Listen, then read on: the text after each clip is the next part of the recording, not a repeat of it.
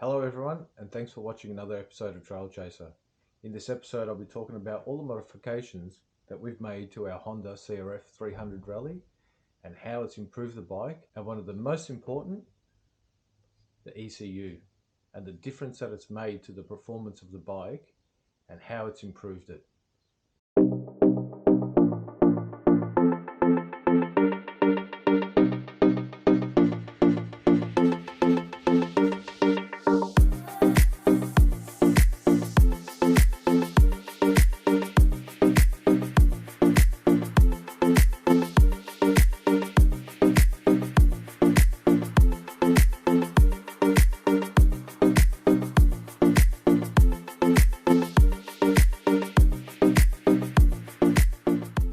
So let's get stuck into it. So a few modifications we made after filming season 1 was a suspension, and everyone knows who has a 300 Rally, the suspension isn't the best. Maybe alright on the road, as soon as you take it off on those trails, it just wasn't coping. So we redid the suspension.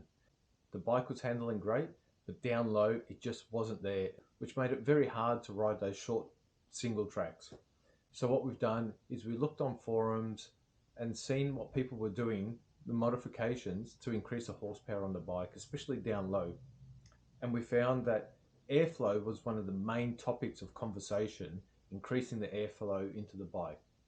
So we went to Unifilter and purchased new Unifilters and put it in, which increased the airflow, and we did feel a bit more of an improvement on the bike. Next was the Yoshimura RS4 exhaust pipe to get that airflow out. Gave the bike a great note, and also it increased its performance a little bit more. Still wasn't feeling like it was right there. It had so much more potential, and I'm sure there was more under there. So I reached out to the guys at S Motorcycles in Sydney, and I explained all the modifications that we did to our bike and how I wanted to increase the horsepower, especially down low. I wanted that sharp response that you get from riding a trail bike, for example a CRF 250.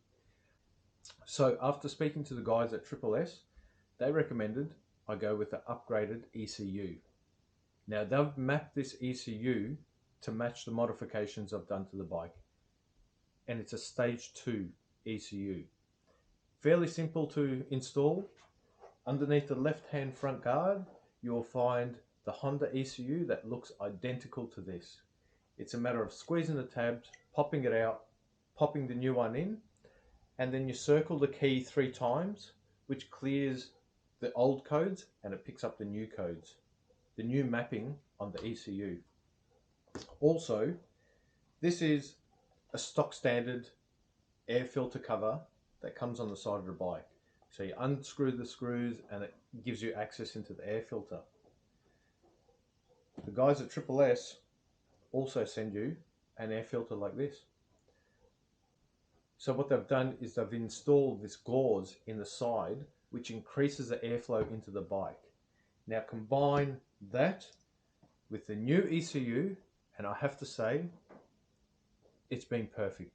The bike is exactly what I want now.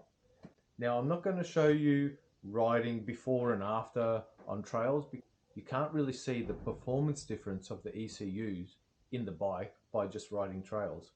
So what I've done is up on this side is the stock standard ECU in the bike and the performance. And then on this side is the upgraded ECU and the performance difference between them, and you can see it hand in hand how much it has improved the bike. I strongly recommend installing a new ECU from S Motorcycles in Sydney. You'll find them on Facebook.